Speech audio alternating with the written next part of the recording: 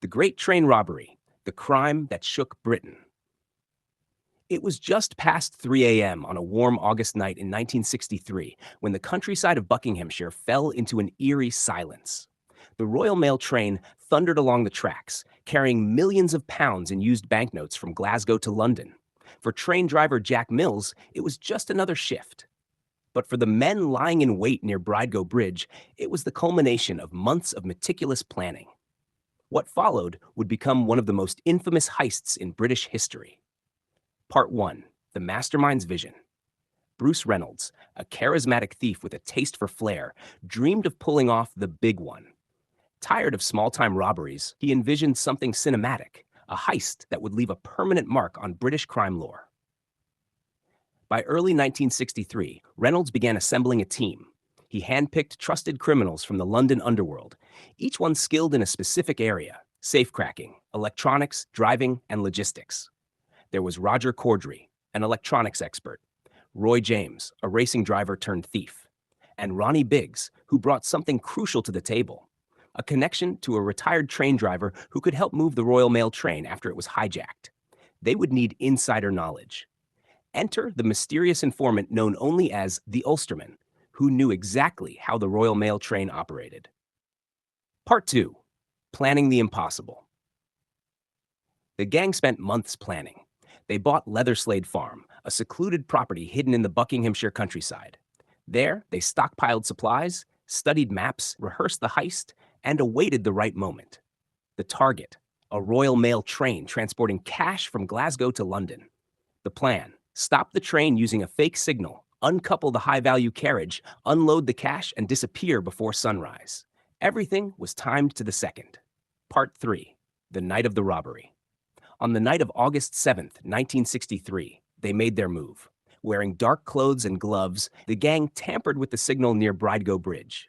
When the train stopped, they overpowered Jack Mills, striking him on the head. His assistant, David Whitby, was tied up. They uncoupled the mail coach and moved it half a mile up the track to the waiting trucks.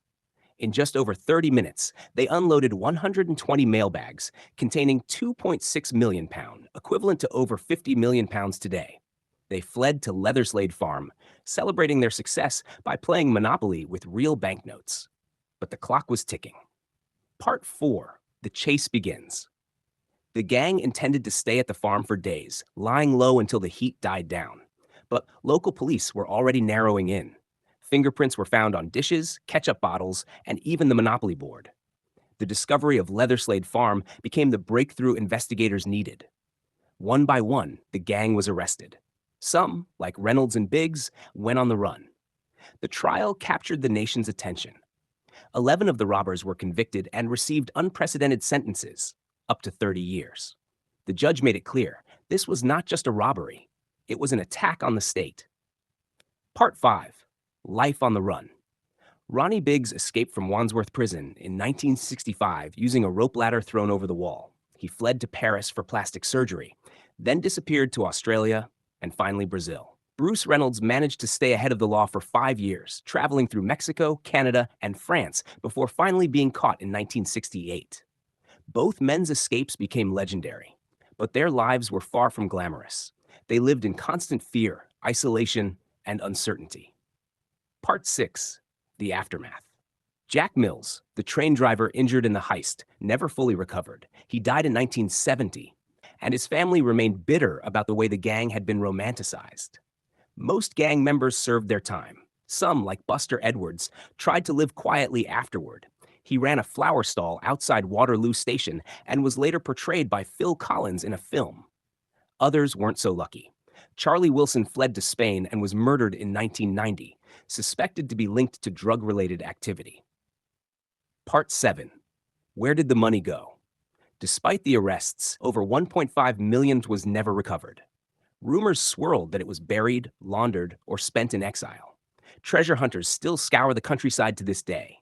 Was there a deeper conspiracy? Were other figures involved who were never caught? We may never know. Part 8. The cultural phenomenon. The Great Train Robbery became more than just a crime. It became a story. It symbolized the post-war class struggle, the allure of easy wealth, and the idea that ordinary men could take on the establishment. It inspired books, movies, songs, and decades of speculation. The gang were seen by some as Robin Hood figures, despite the very real violence they inflicted. In his later years, Bruce Reynolds called it the last golden heist, a time before drugs and guns changed the nature of organized crime. Part 9. Reflections. By the 2000s, most of the gang had died. Ronnie Biggs, after years in Brazil, returned to the UK voluntarily in 2001, seeking medical care and closure. He died in 2013. Reynolds passed away the same year, reportedly penniless. They had once stolen a fortune, but in the end, the real cost was time spent in prison, away from families, always looking over their shoulders. Conclusion. The Great Train Robbery wasn't just about money. It was about daring, planning, loyalty, and betrayal. It tested the limits of British law enforcement and redefined the way the public saw crime. Even now, 60 years later, its legacy endures. Part crime, part legend. And in the quiet countryside, where it all began, the tracks still run, but the shadows of that August night linger.